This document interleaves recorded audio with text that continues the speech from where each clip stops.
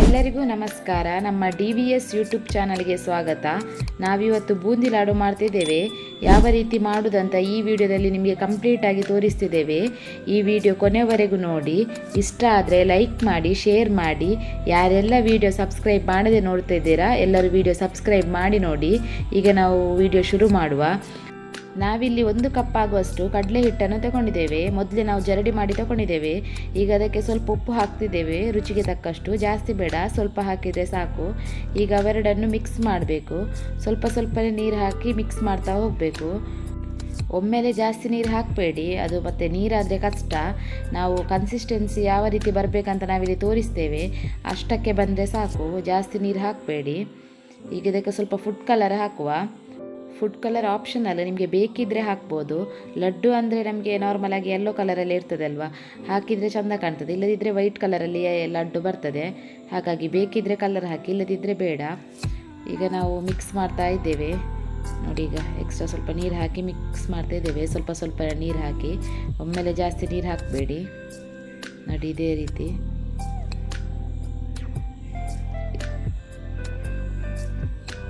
ಈ ರೀತಿ ಒಮ್ಮೆ ಚೆನ್ನಾಗಿ ಮಿಕ್ಸ್ ಮಾಡಿ ನೋಡಿ. ಇಷ್ಟಕ್ಕೆ ಬಂದರೆ ಸಾಕು. ಈಗ ನೋಡಿ, ನಾವು ಸೌಟಲ್ಲಿ ಹಾಕಬೇಕಾದ್ರೆ ಅದು ಕೆಳಗೆ ಇಳಿಯುವಷ್ಟು ನೀರಾಗಿದ್ದರೆ ಸಾಕು ನೋಡಿ. ಇಷ್ಟು ಕರೆಕ್ಟ್ ಹದಕ್ಕೆ ಬಂದಿದೆ. ಈಗ ನಾವು ಬೂಂದಿ ಮಾಡಲಿಕ್ಕೆ ರೆಡಿ ಮಾಡುವ. ಈಗ ಒಂದು ಬಾಣಲೆಗೆ ಎಣ್ಣೆ ಹಾಕ್ತಿದ್ದೇವೆ. ಸ್ವಲ್ಪ ಜಾಸ್ತಿ ಎಣ್ಣೆ ಹಾಕಬೇಕಾಗ್ತದೆ, ಯಾಕಂದರೆ ನಾವು ಬೂಂದಿ ತುಂಬ ಒಟ್ಟಿಗೆ ಬಿಡ್ತೇವೆ ಅಲ್ವಾ. ಹಾಗಾಗಿ ಇಲ್ಲಿ ನಾವು ಕಣ್ಣಿರುವ ಒಂದು ಸೌಟನ್ನು ತಗೊಂಡಿದ್ದೇವೆ. ನಾವು ಅನ್ನಕ್ಕೆ ಹಾಕ್ತೇವಲ್ಲ, ಆ ಸೌಟನ್ನು ತಗೊಂಡಿದ್ದೇವೆ. ಮಾರ್ಕೆಟಲ್ಲೆಲ್ಲ ಇದೇ ಸಿಗ್ತದೆ ನಿಮಗೆ, ಬೂಂದಿ ಮೇಕರ್ ಅಂತಲೇ ಸಿಗ್ತದೆ. ಅದು ನಮ್ಮ ಹತ್ರ ಇಲ್ಲ. ನಾವು ನಾರ್ಮಲಾಗಿ ಇದೇ ಸೌಟಲ್ಲೇ ಹಾಕೋದು ಬೂಂದಿ ನೋಡಿ. ಇದರಲ್ಲಿ ಕೂಡ ಕ್ಲಿಯರಾಗಿ ಬರ್ತದೆ ನೋಡಿ, ಯಾವ ರೀತಿ ಅಂತ ನಾವು ನಿಮಗೆ ತೋರಿಸ್ತೇವೆ ನೋಡಿ. ಈ ರೀತಿ ಹಾಕಿದರೆ ಆಯಿತು ನೋಡಿ. ಕೆಳಗೆ ಕಣ್ಣು ಯಾವ ರೀತಿ ಬೀಳ್ತದೆ ಅಂತ ನೋಡಿ.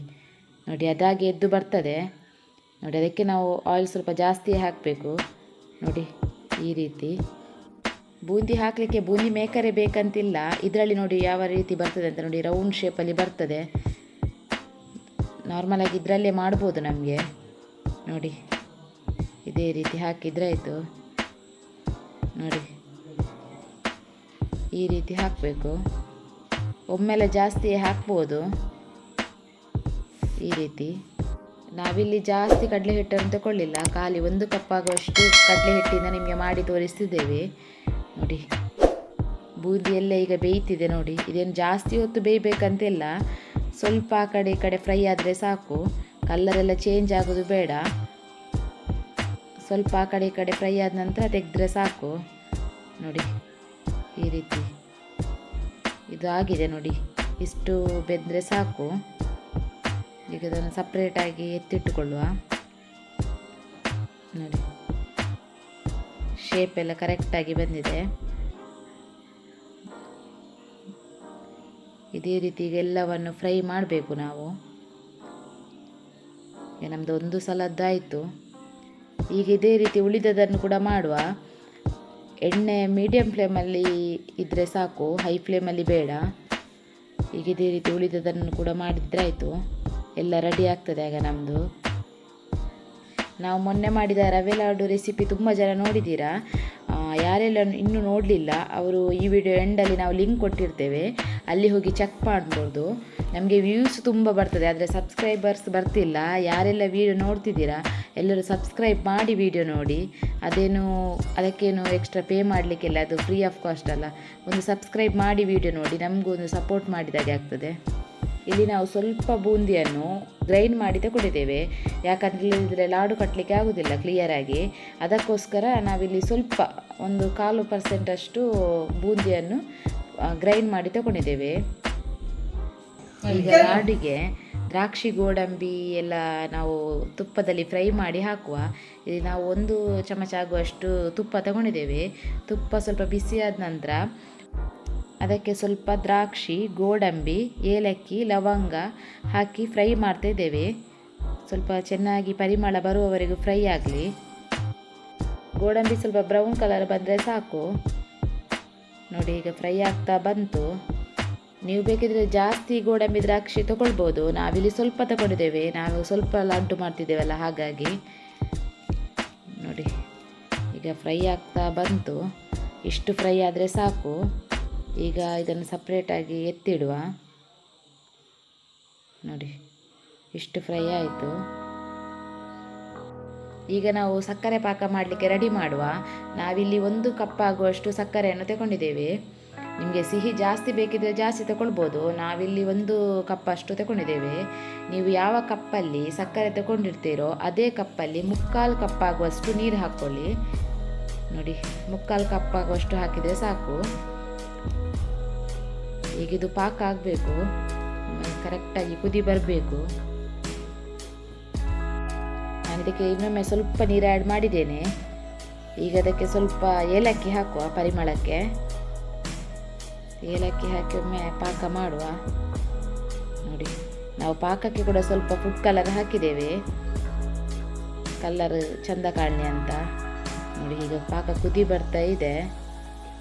ಲಾಡು ಮಾಡುವಾಗ ಸಕ್ಕರೆ ಪಾಕ ಕರೆಕ್ಟಾಗಿ ಬರಬೇಕು. ಸಕ್ಕರೆ ಪಾಕ ಕರೆಕ್ಟಾಗಿ ಬರದಿದ್ದರೆ ನಮ್ಮ ಲಾಡು ಕೂಡ ಸರಿಯಾಗಿ ಬರುವುದಿಲ್ಲ. ಈಗ ನಮ್ಮ ಸಕ್ಕರೆ ಪಾಕ ನೋಡಿ ಒಂದೇಳೆ ಪಾಕ ಬಂದಿದೆ. ನಾವು ಯಾವ ರೀತಿ ಅಂತ ನಿಮಗೆ ತೋರಿಸ್ತಿದ್ದೇವಲ್ಲ ಆ ರೀತಿ ಬಂದರೆ ಆಯಿತು ಒಂದೇಳೆ ಪಾಕ. ಈಗ ಪಾಕದಲ್ಲಿ ಅರ್ಧದಷ್ಟು ಪಾಕವನ್ನು ಬೂಂದಿಗೆ ಹಾಕಬೇಕು. ಬೂಂದಿಗೆ ಯಾಕೆ ಹಾಕೋದಂತೇಳಿದರೆ ಫಸ್ಟೇ ಅದು ಬೂಂದಿ ಕರೆಕ್ಟಾಗಿ ಪಾಕವನ್ನು ಎಳ್ಕೊಳ್ಳಿಕ್ಕೆ. ನೋಡಿ ಅರ್ಧದಷ್ಟು ಮಾತ್ರ ಇಲ್ಲಿ ನಾವು ಹಾಕಿದ್ದೇವೆ. ಅರ್ಧದಷ್ಟು ಪಾಕ ಹಾಕಿ ಈಗ ಒಮ್ಮೆ ಚೆನ್ನಾಗಿ ಮಿಕ್ಸ್ ಮಾಡಬೇಕು. ಅದು ಸರಿಯಾಗಿ ಎಳ್ಕೊಳ್ಬೇಕು ಬೂಂದಿ. ನೋಡಿ ಈ ರೀತಿ. ಈಗ ಈ ಬೂಂದಿಗೆ ನಾವು ಆಗಲೇ ಫ್ರೈ ಮಾಡಿಟ್ಟ ದ್ರಾಕ್ಷಿ ಗೋಡಂಬಿಗಳನ್ನೆಲ್ಲ ಹಾಕುವ. ಹಾಕಿ ಒಮ್ಮೆ ಮಿಕ್ಸ್ ಮಾಡಿ ಸ್ವಲ್ಪ ಹೊತ್ತು ಇಡಬೇಕು. ನೋಡಿ ಅದರಲ್ಲಿ ಸ್ವಲ್ಪ ತುಪ್ಪ ಇರ್ತದಲ್ವ, ಅಷ್ಟು ತುಪ್ಪ ಸಾಕು. ಬೇಕಾದರೆ ನೀವು ಎಕ್ಸ್ಟ್ರಾ ಹಾಕ್ಬೋದು. ನೋಡಿ ಇದರಲ್ಲಿ ತುಪ್ಪ ಉಂಟು ತುಂಬ. ನೋಡಿ ಈಗ ಇದನ್ನು ಕೂಡ ಒಮ್ಮೆ ಮಿಕ್ಸ್ ಮಾಡಿ ಸ್ವಲ್ಪ ಎತ್ತಿಡಬೇಕು ನಾವು ಸ್ವಲ್ಪ ಹೊತ್ತು. ನೋಡಿ ಈ ರೀತಿ ಪರಿಮಳ ಬರ್ತಾ ಉಂಟು. ನೋಡಿ ಈಗ ಇದನ್ನು ಸ್ವಲ್ಪ ಹೊತ್ತಿಡುವ, ಮುಚ್ಚಿಡುವ. ಈಗ ನಾವು ಉಳಿದ ಪಾಕವನ್ನು ಗಟ್ಟಿ ಪಾಕ ಮಾಡಬೇಕು. ಇದು ತುಂಬ ಗಟ್ಟಿಯಾಗಿ ಬರಬೇಕು, ಅಂಟು ಥರ. ಇಲ್ಲದಿದ್ದರೆ ಕರೆಕ್ಟಾಗಿ ಲಾಡು ಬರೋದಿಲ್ಲ. ನೋಡಿ ಇದೀಗ ಗಟ್ಟಿ ಪಾಕ ಆಯಿತು. ಈಗ ಈ ಗಟ್ಟಿ ಪಾಕವನ್ನು ನಾವು ಆಗಲೇ ಬೂಂದಿ ಮಾಡಿಟ್ಟಿದ್ದೇವಲ್ಲ ಅದಕ್ಕೆ ಹಾಕಬೇಕು. ನೋಡಿ ಈಗ ಅದಕ್ಕೆ ಹಾಕುವ ಗಟ್ಟಿ ಪಾಕವನ್ನು. ಗಟ್ಟಿ ಪಾಕವನ್ನು ಹಾಕಿ ಒಮ್ಮೆ ಚೆನ್ನಾಗಿ ಮಿಕ್ಸ್ ಮಾಡಬೇಕು. ನೋಡಿ ಈ ರೀತಿ ಮಿಕ್ಸ್ ಮಾಡಬೇಕು. ಬೇಗ ಗಟ್ಟಿ ಆಗ್ತದೆ, ಆಗ ಅದಕ್ಕೆ ನಾವು ಬೇಗ ಬೇಗ ಇಲ್ಲಿ ಮಿಕ್ಸ್ ಮಾಡಬೇಕು. ಒಂದು ವೇಳೆ ನೀವು ಪಾಕ ಹಾಕುವಾಗ ಗಟ್ಟಿ ಪಾಕ ಹಾಕುವಾಗ ಒಮ್ಮೆಲೆ ಗಟ್ಟಿ ಆದರೆ ಪಾಕವನ್ನು ಮತ್ತು ಬೂಂದಿಯನ್ನು ಒಟ್ಟಿಗೆ ಒಮ್ಮೆ ಬಿಸಿ ಮಾಡಬೇಕು. ಒಮ್ಮೊಮ್ಮೆ ಗಟ್ಟಿ ಆಗ್ತದೆ ಬೇಗ, ಅದಕ್ಕೆ ನೀವು ಬಿಸಿ ಮಾಡಿದರೆ ಅದು ಇನ್ನೊಮ್ಮೆ ನೀರು ಆಗ್ತದೆ, ಅದಕ್ಕೆ ಹೇಳಿದ್ದು ನಾನು. ನೋಡಿ ಇಲ್ಲಿ ನಮ್ಮದು ಈಗ ಕರೆಕ್ಟಾಗಿ ಮಿಕ್ಸ್ ಆಯಿತು. ಇಷ್ಟಾದರೆ ಸಾಕು. ಈಗ ಸ್ವಲ್ಪ ಬಿಸಿ ಆರಿದ ನಂತರ ಈಗ ಗಟ್ಟಿಯಾಗಿ ಕೈಯಲ್ಲಿ ಉಂಡೆ ಮಾಡಬೇಕು. ನೋಡಿ ಗಟ್ಟಿ ಆಗ್ತಾ ಬರ್ತದೆ ಬೇಗ, ಅದಕ್ಕೆ ಸ್ವಲ್ಪ ಬಿಸಿ ಇರುವಾಗಲೇ ನಾವು ಮಾಡಬೇಕು. ಹಾಗೆ ತುಂಬ ಬಿಸಿ ಇರುವಾಗ ಕೂಡ ಮಾಡಲಿಕ್ಕೆ ಆಗೋದಿಲ್ಲ. ನೋಡಿ ಈ ರೀತಿ ಮಾಡಿದರೆ ಆಯಿತು. ಟೈಟಾಗಿ ಈ ಥರ ಕಟ್ಟಬೇಕು ಉಂಡೆ. ನೋಡಿ ಯಾವ ರೀತಿ ಬಂದಿದೆ ಅಂತ. 1-2-3 ಜನ ಸೇರಿ ಒಟ್ಟಿಗೆ ಬೇಗ ಮಾಡಬೇಕು, ಇಲ್ಲದಿದ್ದರೆ ಅದು ಬೇಗ ಗಟ್ಟಿ ಆಗ್ತದೆ ಅಲ್ವ, ಅದಕ್ಕೆ. ನೋಡಿ ಈ ರೀತಿ ಬಂದಿದೆ. ಅಂಗಡಿಯಲ್ಲಿ ಯಾವ ಸೈಜಲ್ಲಿ ಸಿಗ್ತದೆ ಅದೇ ಸೈಜಲ್ಲಿ ನಾವಿಲ್ಲಿ ಉಂಡೆ ಕಟ್ಟಿದ್ದೇವೆ. ನೋಡಿ ಫೈನಲ್ ಆಗಿ ಈ ರೀತಿ ಬಂದಿದೆ. ನೀವು ಕೂಡ ಟ್ರೈ ಮಾಡಿ. ಹೇಗೂ ಹಬ್ಬಗಳೆಲ್ಲ ಬಂತಲ್ವ, ಅಂಗಡಿಯಿಂದ ತರುವ ಬದಲು ನೀವೇ ಟ್ರೈ ಮಾಡಿ ಮನೆಯಲ್ಲಿ. ತುಂಬ ಸುಲಭವಾಗಿ ಮಾಡ್ಬೋದು. ಈ ವಿಡಿಯೋ ಇಷ್ಟ ಆಗಿದ್ದರೆ ಒಂದು ಲೈಕ್ ಮಾಡಿ. ವಿಡಿಯೋ ನೋಡಿದ ಎಲ್ಲರಿಗೂ ಧನ್ಯವಾದಗಳು. ಮುಂದಿನ ವಿಡಿಯೋದಲ್ಲಿ ಸಿಗುವ.